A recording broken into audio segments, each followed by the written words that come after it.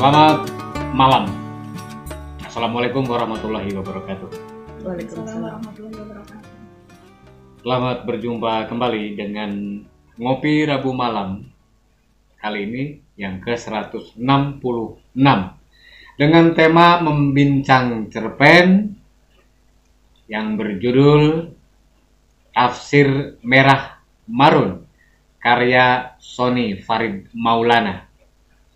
Terkhusus untuk Kang Sony, semoga selalu sehat, selalu kuat, dilancarkan rezekinya, dan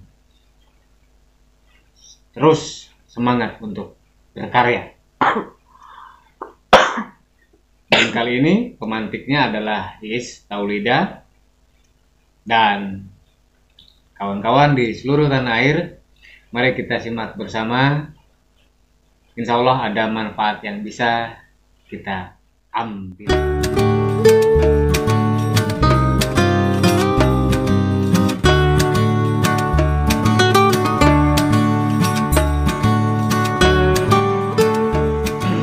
Cerpen Tafsir Merah Marun ini merupakan salah satu cerpen dari antologi cerpen Matinya Tukang Dongeng.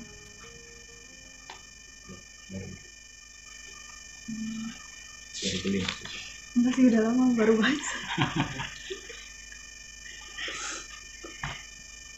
Jadi di dalam buku ini cerpen-cerpennya itu bercerita tentang kematian.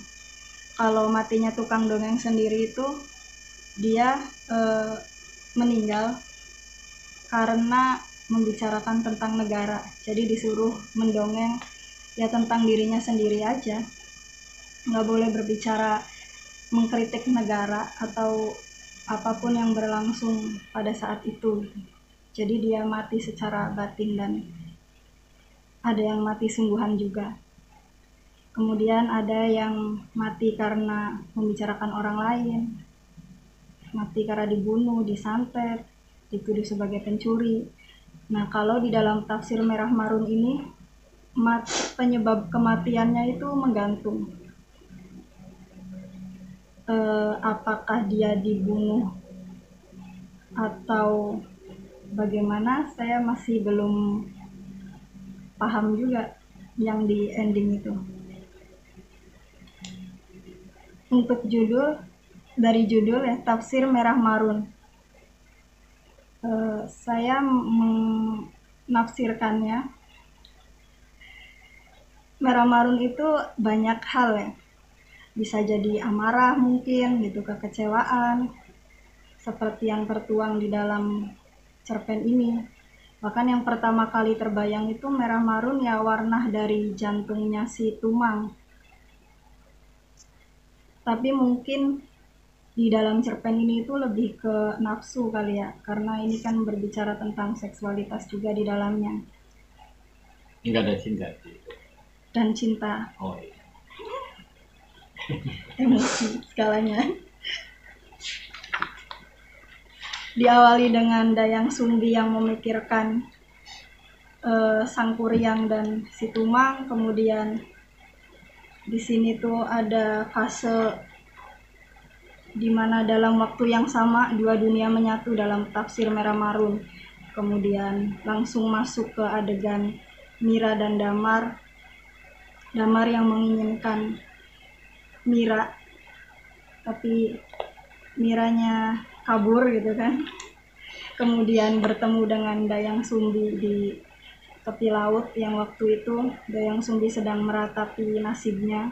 Kemudian mereka berdua bercerita bahwa sama-sama kecewa dengan apa yang terjadi dengan dirinya. Kemudian dengan yang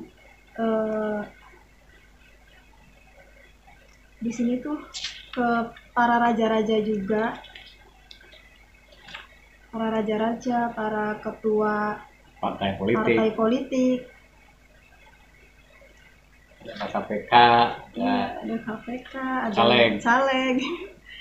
Jadi mereka ngobrol mengenai ya pendapatnya masing-masing yang sama, bahwa mereka tuh apa ya, seperti ingin menyampaikan bahwa yang menjadi pokok hancurnya raja, para pejabat itu ya bukan karena perempuan gitu, seperti yang dinilai oleh orang-orang kebanyakan, tetapi pada dasarnya ya karena nafsu dari lelakinya itu sendiri. Kemudian si Dayang Sumbi membawa Mira berjalan di atas laut dan menghilang. Kemudian Damar kehilangan mencari Mira, begitupun Sangkuriang mencari Dayang Sumbi. Dan di ending itu Damar digambarkan meninggal di kamar hotel, dan sebelumnya ada saksi yang mengatakan bahwa ada perempuan yang keluar dari kamar hotel itu. Nah, ini apakah perempuan ini Dayang Sumbi yang membunuh Sangkuriang atau siapa juga nggak tahu. Kemudian tafsirnya. Karena judulnya adalah tafsir, maka mari kita menafsir. Masing-masing punya tafsir. Tafsir dari pemantik sendiri gimana? Tafsir mengenai Merah Marun. Ya tadi, kalau saya sih lebih menafsirkan bahwa ini tuh bercerita tentang nafsu. Jadi kayak untuk perempuan sendiri kayak diceritakan bahwa perempuan tuh harus menahan nafsunya, jangan karena harta kemudian dia menyerahkan segalanya gitu, termasuk kehormatan dia. Kemudian raja-raja juga jangan karena nafsunya meniduri banyak perempuan sampai akhirnya dia mengalami kegagalannya sendiri, ya kejatuhannya sendiri. Begitupun dengan caleg yang bernafsu untuk mendapatkan posisi tertentu, tapi ketika gagal minta sumbangannya dibalikan. Lebih ke situ sih, Mas.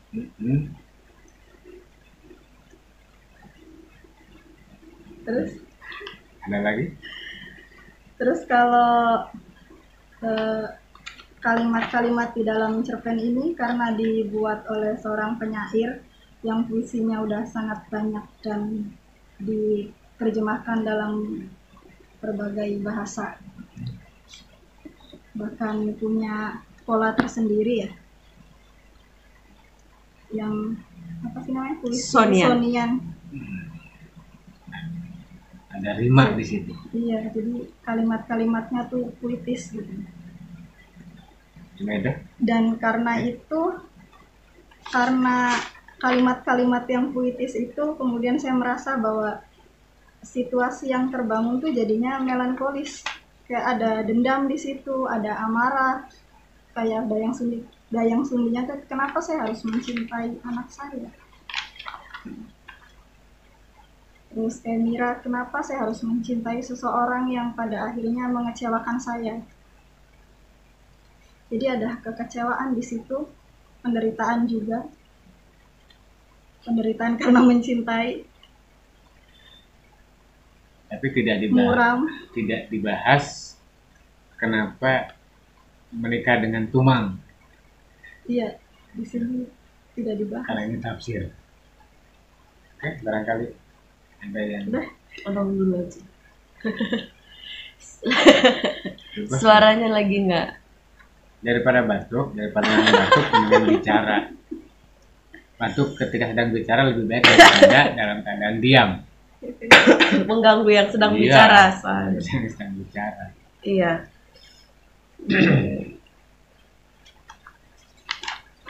Dari judulnya saja kita seperti jadi fokus ke bagaimana menafsir sebuah warna merah marun. Kalau tadi Iis bilang ini melambangkan nafsu, kemudian hatinya Tumang. Ya bisa jadi memang demikian. Tetapi di dalamnya ternyata saya merasa ini tuh entah apa ya namanya, puisi yang cerpen atau apa gitu. Karena Cerpen yang puitis. atau cerpen yang puitis ya apalah gitu. Kalau entah relevan atau tidak gitu. Tapi jika meminjam kalimat abang itu kan sering ini lebih banyak kembang-kembangnya gitu. Lebih banyak kembang-kembangnya, kemudian adegan ya dialog-dialog Sangkuriang dengan tidak ada Dayang Sumbi ya. Dialog sendiri Dayang Sumbi, kemudian bukan tidak ada Dayang Sumbi, tidak ada Sangkuriangnya. Iya, dialog Dayang Sumbi terhadap nasibnya, kemudian yang kurang lebih mirip dengan Mira yang mengalami peristiwa hampir sama, yang apa tadi, menderita karena cinta ya. Apakah harus menyerahkan seluruhnya gitu, menyerahkan kehormatannya kepada laki-laki yang dia cintai?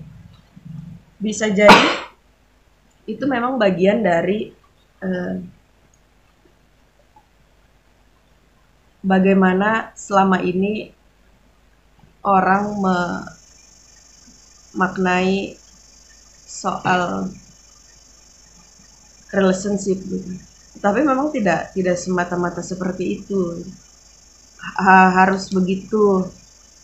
Apakah harus dilambangkan dengan seperti itu? Kalau saya sih jadi jatuhnya tuh dari awal gitu kan, pada dialog-dialog yang puitis, yang begitu bermakna gitu kan, bagaimana keadaan kondisi seorang Dayang Sumbi yang menderita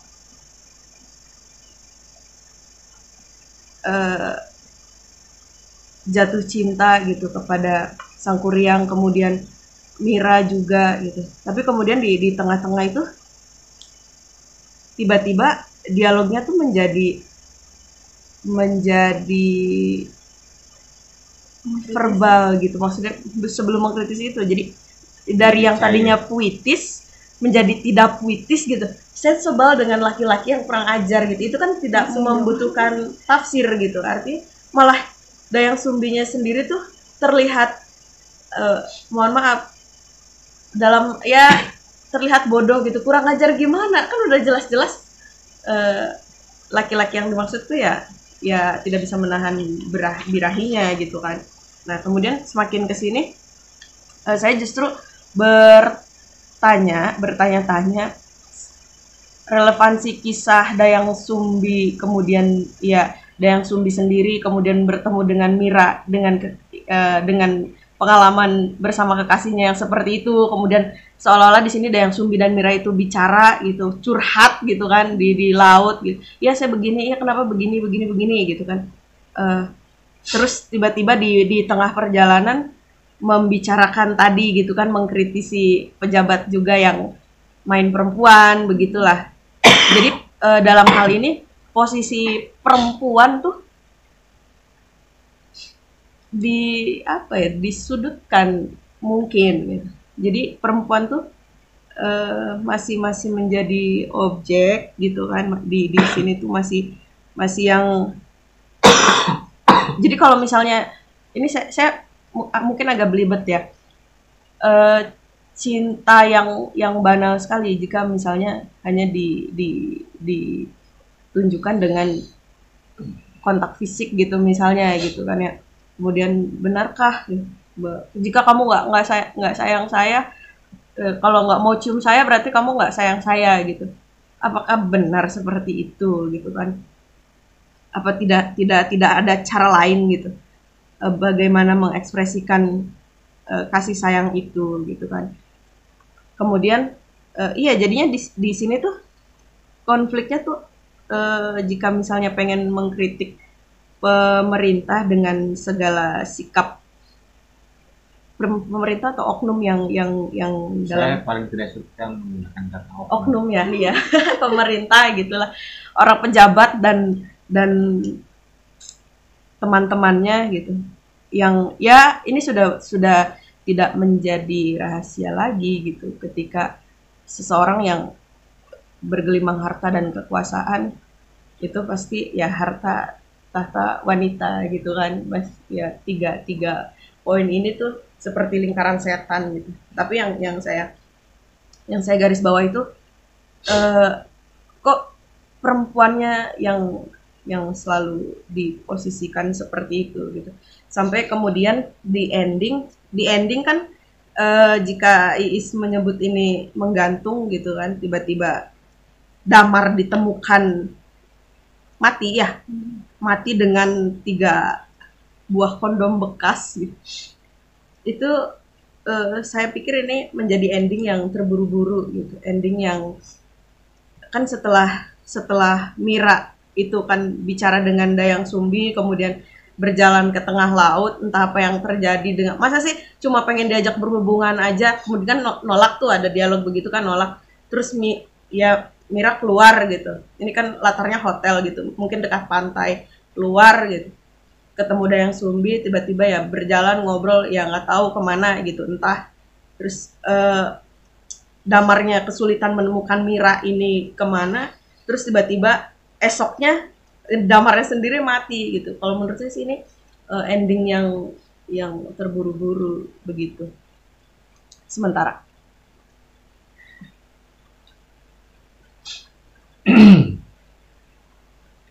Tidak seluruh pembaca mengetahui kisah Dayang Sumbi dan Sang Kuryang. Maka yang perlu kita sepakati adalah versi cerita Sang Kuryang Dayang Sumbi yang mana yang mau kita jadikan sumber utama, yang kemudian dijadikan inspirasi oleh Sony Farid Maulana menjadi cerpen. Ya. Nah, kalau yang saya tahu, sebagaimana tadi di belakang sudah dibicarakan, tapi saya pikir itu perlu karena nanti kita akan tahu perspektif apa yang diambil oleh pengarang terhadap judul cerpen ini. Dikisahkan Dayang Sumbi adalah seorang putri raja yang sedang menjahit, memintal, menenun atau apalah jenisnya, karena di kerajaan biasanya bangunnya tinggi. Nah itu di kamar atas.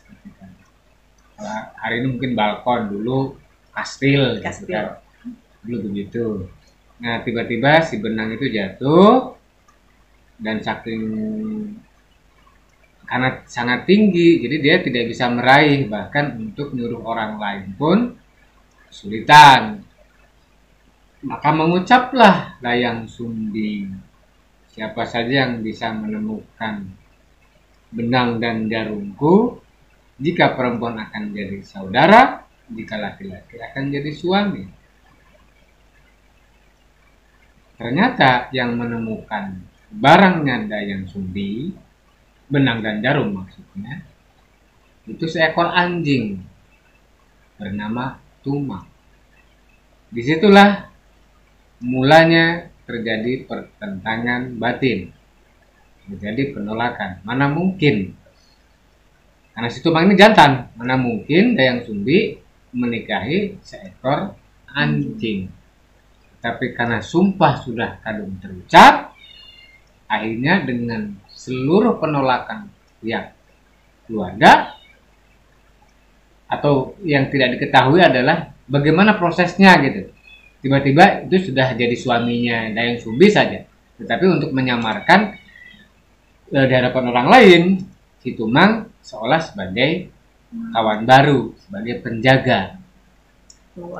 Nah, dari hasil hubungan Dayang Sumbi dengan Tumang, lahirlah Sang Kuryang. Yang singkat cerita, Sang Kuryang sudah agak besar, disuruhlah berburu kijang. berburu hati kijang. Iya, berburu kijang untuk kijang. diambil hatinya. Oke, bukan berburu Pengen hati makan kijang. hati. Karena hati kijang tidak ada di luar. Iya. Berburu kijang untuk diambil hatinya. Hati apa jantungnya sih? Lah, jantung hati lah. Iya. Hati rempelok biasanya kan deket ya. Memperwati. Padahal yang bentuk love-nya juga jantung, bukan hati nggak sih? Iya. Hati kan malah gitu, hepar tuh. Ya dua-duanya lah. Iya. Pokoknya bagian yang itu. dalam Dan sampainya di hutan, Sangkuriang dengan Tumang itu sama sekali tidak menemukan hewan buruan yang dimaksud. Dan karena waktunya sudah larut, sudah hampir gelap, siasat Sangkuriang dijalankan, si Tumang dipanah, hati dan jantungnya diambil, dibawa pulang. Ketika sampai rumah, sampai Dayang Sumbi memasak, memakan dengan enak, kemudian bertanya, Tumang kemana? Karena buruan sudah didapat, tapi Tumang tidak bersama Sangkuriang. Pada awalnya Sangkuriang tidak berterus terang, tetapi setelah didesak, akhirnya terbukalah bahwa hati dan jantung yang sudah dimasak dan dimakan oleh Dayang Sumbi adalah hati dan jantungnya Tumang. Maka serta-merta dipukullah kepala Sangkuriang oleh Dayang Sumbi menggunakan gayung batok alias siwur sampai terluka, kemudian menimbulkan bekas koreng gitu. Dan Sangkuriang diusir. Setelah belasan tahun,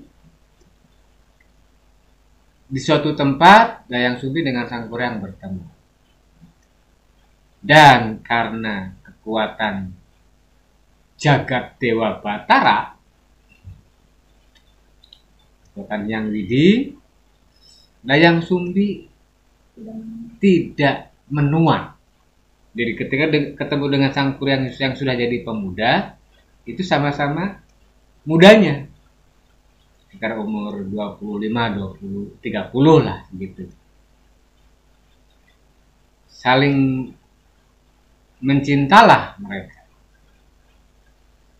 Karena pada mulanya juga Dayang Sumbi tidak tahu bahwa itu Sangkuriang. Sangkuriang juga tidak percaya jika itu ibunya karena umurnya sepantaran. Nah, singkat cerita lagi, mereka akan melangsungkan pernikahan. Disusunlah rencana mau bikin kapal, mau bikin taman air, dan lain-lain. Tapi sebelum itu semua diselesaikan, dilalahnya tuh Sangkuriang dengan Dayang Sumbi mencari kutu di kepala Sangkuriang dan ditemukanlah bekas luka akibat pemukulan menggunakan gayung batok dulu.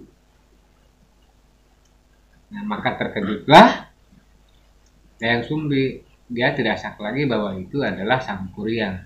Berkali-kali Dayang Sumbi meyakinkan bahwa dia adalah ibunya Sangkuriang, Sangkuriang tidak percaya. Akhirnya diambil jalan tengah. Ya sudah, tidak apa-apa, kita jadi menikah. Tetapi syaratnya adalah bikinkan kolam yang besar, danau yang besar, dan sebuah perahu yang indah dalam waktu 1 malam. Ini mirip cerita Roro Jonggrang. Dengan semangat dan kesaktiannya, karena dibantu oleh banyak jin juga, Sangkuriang akhirnya mengerjakan syarat yang diajukan oleh Dayang Sumbi. Mengetahui bahwa pekerjaan Sangkuriang hampir selesai, Dayang Sumbi bersiasat lagi agar pekerjaan itu gagal. Maka dipukullah lesung, menyuruh beberapa emban untuk memukul lesung, dan itu kan pertanda ya, kalau lesung dipukul itu memancing ayam jago berkokok otomatis. Nah, ketika ayam jago berkokok, kemudian kalau kali ini legenda ya, kain merah dikibarkan gitu kan, Nah, itu kan seperti marun ya. seperti fajar gitu ya. Ada marun-marun. Mengetahui itu, Sangkuriang merasa gagal dan marah. Akhirnya ditendanglah perahu yang hampir jadi itu hingga terbalik. Lalu konon jadilah Gunung Tangkuban Perahu. Nah, ini kesananya seperti apa? Wallahu a'lam, kita nggak tahu. Tapi dari cerita yang kita sepakati versi ini, maka kita bisa menghasilkan derivasi dan deviasinya seperti apa terhadap judul Tafsir Merah Marun. Derivasi turunannya seperti apa? Deviasi pecahannya, biasnya kemana?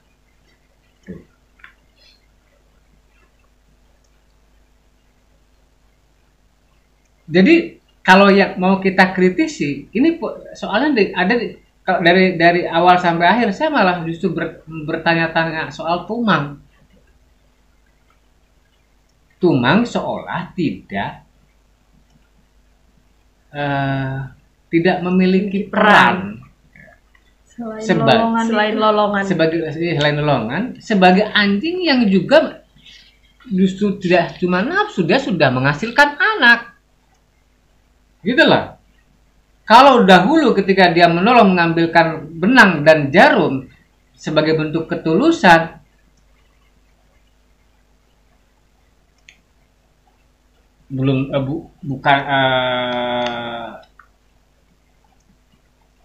tidak mesti juga kemudian menghasilkan anak toh. Kan itu persoalannya. Tuh. Kita akan mengkritisi lagi gara-gara Tumang. Akhirnya muncullah cerita Sangkuriang. Iya, Tumang ini kata kunci. Iya, Tumang kan sebagai aktor utamanya, gitu lah. Dan kembali lagi kemudian ketika, nah ini yang ini dari deviasinya itu, biasnya itu ketika pengarang memosisikan perempuan sebagai objek, sebagai korban dari laki-laki. Padahal lah nikahnya dengan Jayang Sumbi menikah dengan Tumang, Iya. menghasilkan anak yang bernama Sangkuriang, itu juga berkait betul dengan tindakan dan ucapannya. Terus sebentar, nama asli Sangkuriang itu Damar tah? Bukan, ini tokoh, ini adalah, itu derivasi. Itu yang saya maksud derivasi adalah turunan dari inspirasi yang kemudian menurun kepada tokoh lain, kepada cerita yang berbeda, tetapi memiliki kemiripan. Gitu loh. Itu derivasinya begitu. Iya. Turunannya begitu. Tetapi deviasinya adalah ketika sudah berubah motif. Menempatkan perempuan sebagai objek, padahal itu sudah tidak musim, sudah tidak relevan, gitu loh. Bahkan hari ini perempuan bisa jadi subjek. Iya. Bahkan sejak dulu juga perempuan yang menyebabkan perang itu karena kepandaiannya, karena kecerdikannya, karena kelicikannya. Jadi tidak semata-mata kemudian harus nah, karena ini kan bias jadinya. Bias, derivasinya sudah oke, gitu loh. Ada pasangan lain dalam dunia yang nyata, gitu loh. Meskipun ini jalinan ceritanya tetap saja imajis, Ya. jalinan cerita imajis gitu. Kita tidak bisa kemudian merasionalisasi, mas harus jadi hotel kemudian ke pantai ke laut, nggak bisa begitu, gitu loh, nggak bisa. Iya. Iya kan? Itu oke, derivasinya oke gitu loh. Inspirasinya menurun kepada tokoh yang lain. Tokoh real misalnya gitu loh, nggak masalah. Tetapi ketika deviasinya kemana-mana ini gitu loh. Sementara jadi menurut saya terlalu simplifikatif kalau kemudian apa yang berlangsung dalam kehidupan Dayang Sumbi atau Sangkuriang atau Tumang sekadar Karena persoalan nafsu. Iya. Tidak sesederhana itu. Gitu loh. Bukan bukan bu- ah, bukan melulu itu deh gitu loh. Artinya konteks zaman dulu dengan hari ini saya pikir perbedaannya di tingkat cara berpikir, di tingkat eh, sesuatu yang bersifat luar, sesuatu yang bersifat teknologi misal. Sementara nilai-nilai kepercayaan, keyakinan yang ya, bisa disejajarkan dengan agama itu sudah berlangsung sejak dulu. Nah, sekarang saya mau tanya, patriarkal itu asalnya dari agama mana?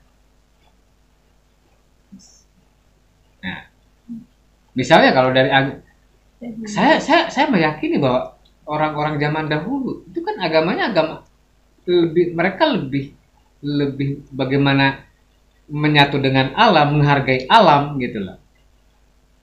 Yang jangankan makhluk yang lain, benda-benda mati saja mereka hargai. Sehingga muncul animisme, dinamisme itu.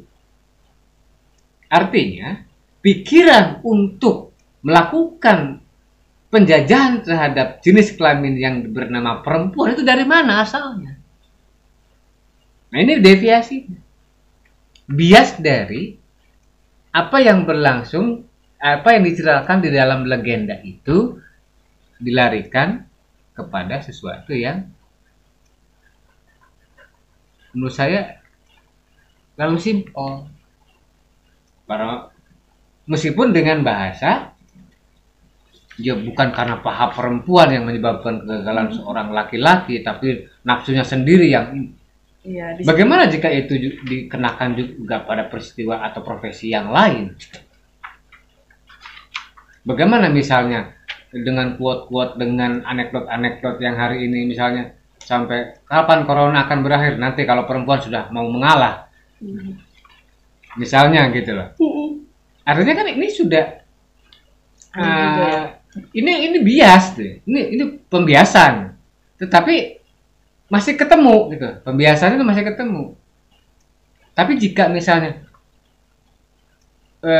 bahkan ini menjadi penegasan gitu loh, bahwa selama ini perempuan jadi objek, tetapi bukan perempuan yang bersalah, nafsu laki-laki lah yang kemudian menyebabkan kehancuran mereka sendiri. Saya jadi berpikir keras gitu. Apakah betul?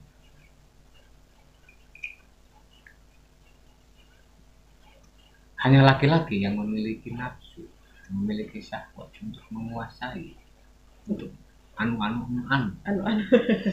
Iya kan? Iya, karena perempuan juga bisa memperkosa nggak sih? Iya. Bukan cuma memperkosa. Iya.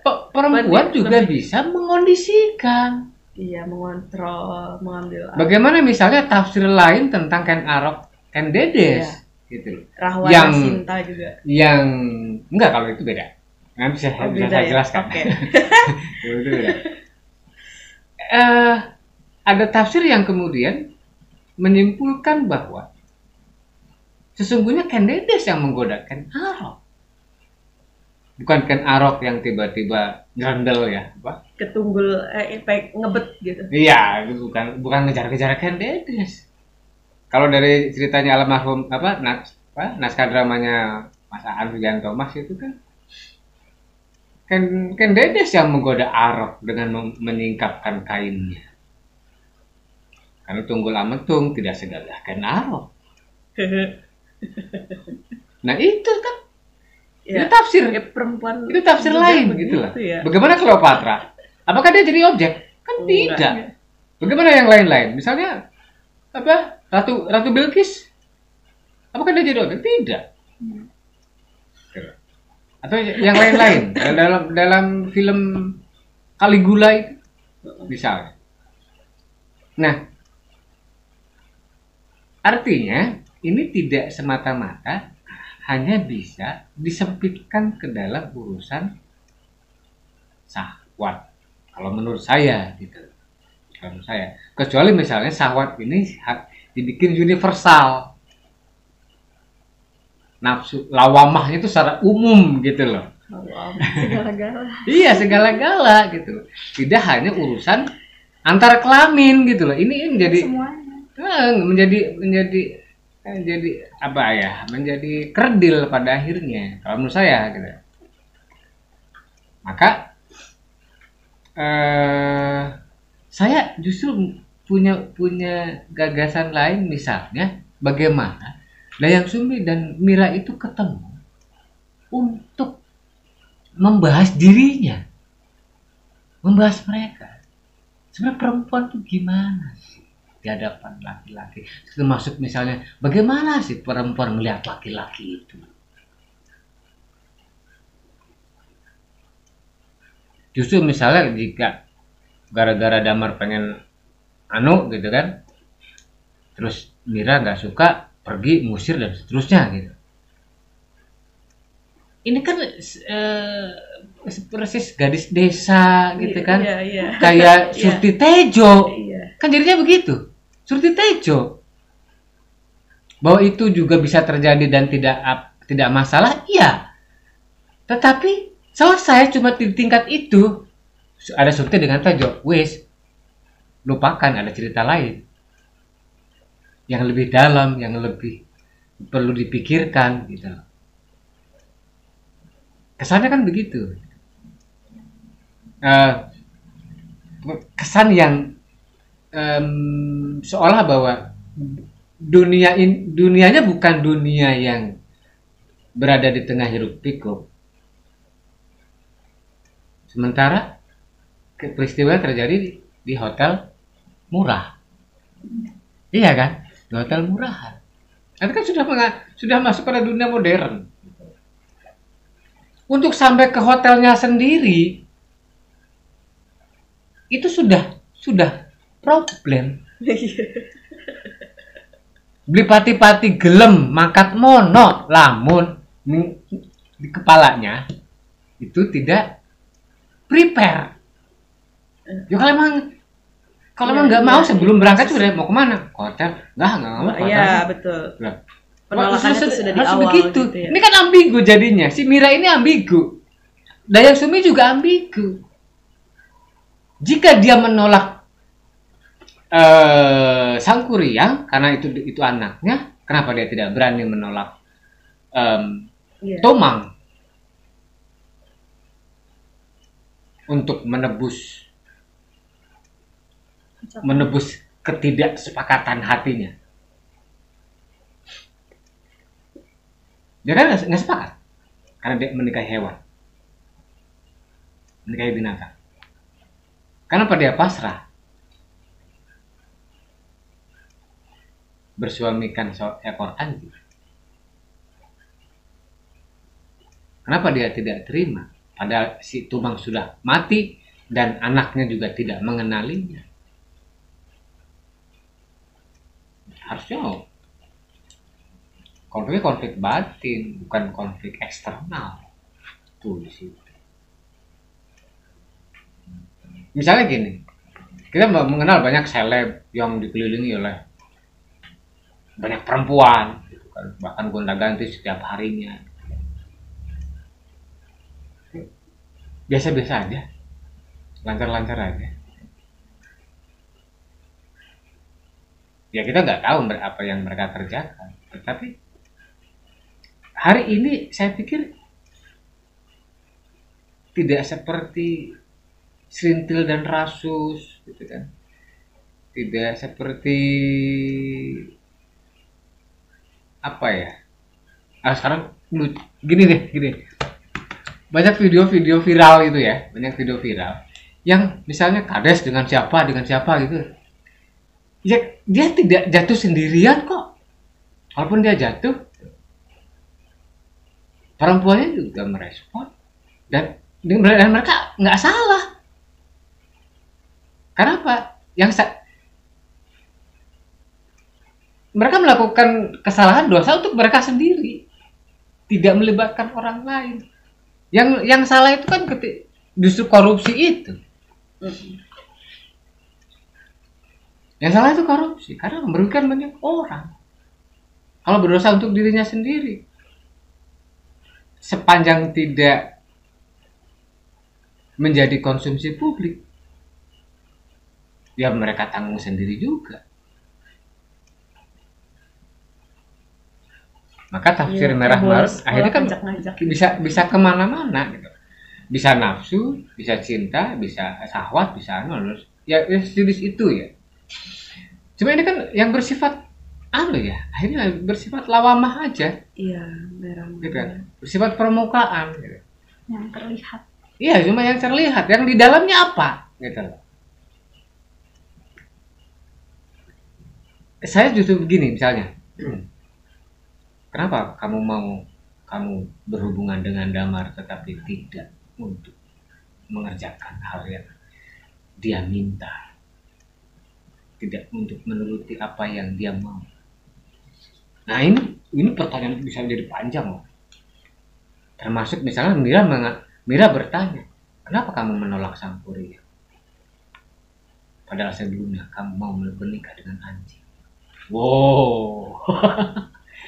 Kamu mau menikah dengan seekor anjing. Revisi. Kan? Ya ini loh.